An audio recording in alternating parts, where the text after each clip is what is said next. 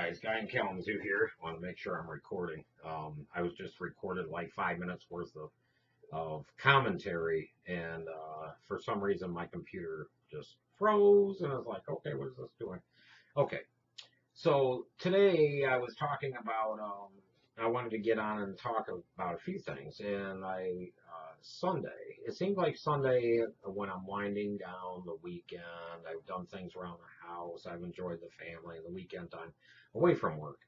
It's like Sunday's okay. I got to mentally prepare myself for the upcoming work week, and I always tend to just chill and wind down. I did a vlog last week around this time. I'm thinking, you know what, this is becoming a tradition. I should try to do these like Sunday wind down vlogs. Um, I had mentioned in Facebook, and my brother-in-law got after me. Um, I was thinking of fireside chats, and the first person that came to my mind for that was Nixon, President Nixon. And he's like, "Oh no, Brad, you're totally wrong. It's FDR." And I recall now he's the expert because he's got like a master's degree in history. So yeah, I'm not going to argue with him. Uh, I just recall in college, and it was a speech class that I was taking, a presentation class, that Nixon had fireside chats, and that's where the checkers speech had come from. So I don't know. Correct me if I'm wrong or not. Also, just on a side note, Nixon is a saint compared to what we have today in politics, but that's a different rant and story for a different day. So the purpose of this vlog, and what I was going to follow up or finish up with is it seems like I'm doing these like weekly vlogs around the same time of night and getting ready for Monday morning for the week. I might continue that tradition. Just relaying my experiences of the week. However, this one's not really intended for that. This one is intended for a few things. One is kind of a response video to Cameron, who is with Industrial Gamer, and he posted a video. Didn't ask for a response, but I'm going to do a response. Dean, who I talk about highly, Escape to Gaming, did a video response this morning about this topic, and I found it very interesting because it's one that is near and dear to my heart, and that is storytelling. He just talked about storytelling and the lack of storytelling, whether it be in games. I bring it further. His focus was on games like this actually had a very good story because it came with a book. I got the collector's edition. It came with a book to read. So you can't get any better than this, although I'm going to mention soon three of my top three because Dean had asked for, hey, mention like top three games uh, that have stories for me. And I kind of in my last week's had asked you guys, what games have you been fully immersed in? And I ran about bringing Zombie Dom on my shirt, Dominic Santiago, bringing Zombie Dom as a multiplayer character for Gears 4, which I'm opposed to. But anyway, yeah, this game just it came with a book. But how many games truly in the last, I'm going to say 5, 6 years, have come with a really good story? They're very, very, very far and few between. For me, I take it a lot further than that. It's like Cameron had mentioned, storytelling goes back to the dawn of time, where cavemen were writing and drawing things on the walls, trying to tell a story. The Egyptians and hieroglyphics and the written word with the Gutenberg press and the books, the advent of books, and so on and so forth. We're all trying to tell a story, and it's been going on since the age of Aquarius, I guess. Um, so yeah, the story. But where has the creativity gone? I mean, I don't watch movies anymore because really, I'm going to talk about these soon. But this happens to be Gears of War. Um, these are like my movies now. I mentioned this again last week too. Uh, Chris and I really don't watch movies. We did go see the Force Awakens, was that the name of it, the latest Star Wars. We did see it in a theater, and we enjoyed it. Um, the but I've not seen any like really, really, really, really good movies with a very deep story in it in a very long time. I've not watched it yet, but I've been told that the movie Her is a really, really good movie with a good story that I do need to see because it's similar to my story and Chris, although it's a straight couple, a male and a female. Um, I'm trying to think of the guy's name now too. Cute blue eyes. Anyway, you guys know he's in it. Um, so anyway, but the lack of storytelling in games that used to have stories like Call of Duty. Um, Call of Duty, okay, I'm going to mention the games that have actually made me cry. Call of Duty was one, I can't remember the exact one, Modern Warfare 2, I think it might have been. I can't remember, but it was around that time when the Call of Duty franchise just kind of died, went on its own way. And it's like, oh, okay, whatever. Advanced Warfare had a okay story. Kevin Spacey, I believe, was in it. I played through it. I did play the through to the end. I can't recall if that was the one that had an uprising in South America, which I thought was interesting, or if that was Call of Duty Ghost, maybe. I can't remember, but the stories are not that immersive anymore as they used to be. Nowadays, it's like movies too, action. Boom, blow things up. We're here for the action, the speed, the chase, the killing, the violence, and the explosions. We're here for that, and that's it. Come on. I don't know. That's what leads me down to like where in the world is this creativity gone?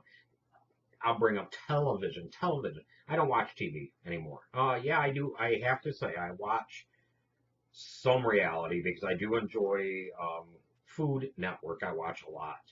HGTV I watch some, but even then they're starting to get a little dry and a little dramatic because they take Food Network is not the cooking channel, although it owns a cooking channel. And I do watch a cooking channel too, but Food Network is going the way I hope to God not of like MTV or Animal Planet or the History Channel or the Learning Channel. You got stupid dumbass shit on these channels anymore that have nothing to do with what the original intent of that channel was, like MTV. Another topic for another day. I wonder, and I'm curious, because, and I know it's not just here in the United States, it's got to be around the world, and foreign viewers that watch this, let me know. Um, but I know here in the United States, we've cut a lot when it comes to monetizing and budgets for the arts, and not just the arts, big time in schools, but also the community arts. Just, it's like, okay, we got to spend on other things, and arts has been cut. I don't know. I don't think it should be at all. I think art should be one of the very first things. I love art. I don't love graphic art. I'm not a graphic artist, although I appreciate art.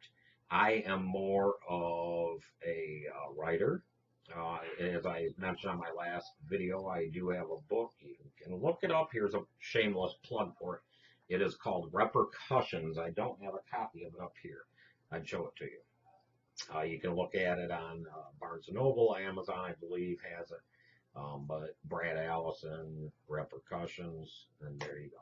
But anyway, I enjoy writing, and that's something that, because of gaming and time with work and time with Chris and all that, it's hard to find time. Everybody says it too. It's very hard to find time to do anything. So, lack of creativity. It's like, okay, no TV. I don't watch TV. Oh, I was saying the reality that I do watch. Food Network. I watch HGTV. I watch sports, of course. My Detroit Lions, which just started preseason this week. Detroit Tigers, I enjoy watching. I don't like winter sports. People who know me know I don't like hockey. I don't like basketball. And when winter comes around, I hate winter. and I just want to move on and get back into that spring groove. I knew I'm ADD, by the way, if you can't tell. So my mind goes a million different ways. But I do watch I don't know if you can hear, but we got the damn ice cream man going down. Ice cream man! What was that game?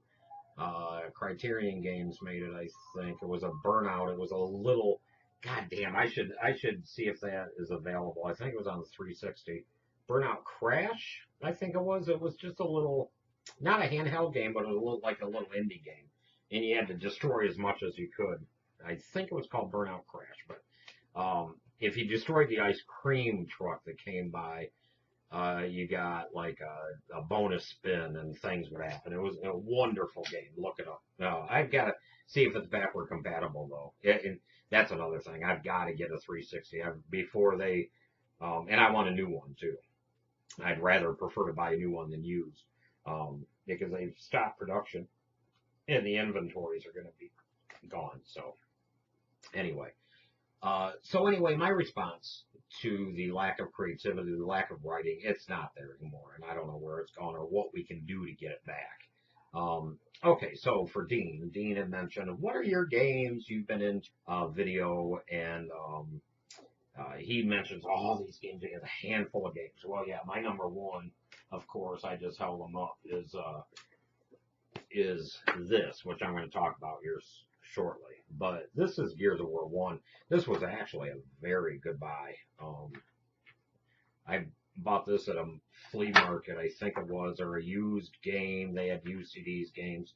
And this Gears of War box set, collector's edition. Yeah, there's the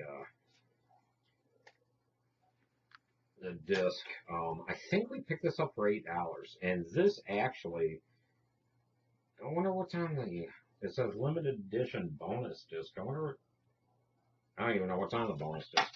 Probably the DLCs. But it come with a book, Destroyed Beauty. It's just a little art book. The inside look at the art for Gears of War. Anyway, this is Gears of War 1. This is not even the Ultimate Edition. It is backward compatible, but I happen to pick this up for like $8. This, if it were sealed, brand new on eBay, which I checked, is like $120. So anyway, yeah, this is my number one franchise, which I'm going to, a separate topic after I talk about this one, and it's going to be short, is going to be about Gears of War. One reason I'm wearing Dom today. Beautiful, man. Beautiful. Number two, my second favorite franchise that comes very close for storytelling now, and maybe not my favorite, but storytelling, is the BioShock. Yes, BioShock. Okay, BioShock is, I had mentioned games that make me cry. That one Call of Duty, and this. I don't have it on me, I don't think. Yes, I do. This, even though it's a nondescript case, this is Gears of War 3. Yeah, that's Gears 3. And the reason that this case looks like this is because it was collector's edition with a big statue. Gears of War 3, when Dom died, I was devastated. I had to turn off the console, and I was like, oh my god. Because, okay, people on the internet had gotten to that point. I tried to avoid any news on the internet. I tried to get done with the single player. Like the weekend that it came out, I wanted to just be done with it. I did pick it up on the day it came out because I remember I was there for midnight release. But it seems like I worked the rest of the week and I didn't play it till the weekend. But anyway, I would try to avoid it online. And all I knew was somebody major dies. And then I happened to run across like a RIP Dom or something like that. I don't remember. It was Facebook or something else, but yeah, then it gave it away, and I just continued through the story, and I got to that utopian society in the clouds, and how it takes that third story, Infinite, Bioshock Infinite, does a whole wraparound back to the very first Bioshock. It's just simply beautiful and amazing how it did. The third one, people might disagree with me on this a little bit. I love the story. I love everything. And people who know me too know I'm not big into RPG, but I love this style of RPG. And that happens to be Mass Effect games. I love the Mass Effect games. I even love, and I'm one of the few people, but I love how the story ended. I absolutely loved it. Loved it. And some people are, yeah, bullshit. No, I loved it. Like Gears of War 3, how Gears of War 3 ended. Ended the story beautifully, just done. Which leads me to another question, I guess, for you guys. Gears of War 4 is coming, and you guys know my trepidation, I guess, about it. I talked about it in my last video. I'm looking forward to it. I'm getting the new Xbox One S console, the Gears of War edition, the red one. I've got it pre-ordered. It's coming October 7th. I can't wait. I'm hype about that October 7th date. I'm not so hype about Gears of War 4, though. And in a way, it's like, okay, does there come a point in time, like with Call of Duty, where you finish the story, but now you're just making games to make money and not really continuing that story? Okay, for instance, the Gears of War story, I brought these two. Something I love about the Gears of War story is this. Karen Traviss, these are only 2 books. I think she has written also some books for the Star Wars series, I believe. This one's Astral Fields, this one's Jacinto's Remnant. These books, and there's a total of 6 of them, I believe. But they go so well with the Gears of War universe. There's also comics. I don't have all of the comics, and I've not even read them. I've got maybe about 10 of them. I need to get the rest. But it creates this whole universe. There's a Halo universe. Here's my thing with Halo. Halo's not included in my list. Even when I loved Halo, when I started playing Halo from the beginning, the story for me got just confusing. And even today, it's confusing. I've played the off-spins like ODST, Reach. I've played every Halo there is outside of what's real-time strategy. Halo Wars, because I don't like the real-time strategy. But to me, the story is confusing, and it's like, okay, who's good, who's bad, what the hell's going on? I don't know. People will disagree with me on that too. It's like blasphemy to speak bad of Halo, and I love Halo as a game. I love it. I love it. I love it. I love the side mission stories from Halo. Was it 4? And I can't remember the specific name of it. I just love it. I love Halo, but I love my Gears even more. Speaking of Gears, and this is what I was going to get into too, and then I'm going to wrap this up. I finally found something to get away me from goddamn Destiny for a while, because I've set myself a goal. Gears of War, I mentioned October 7th is coming.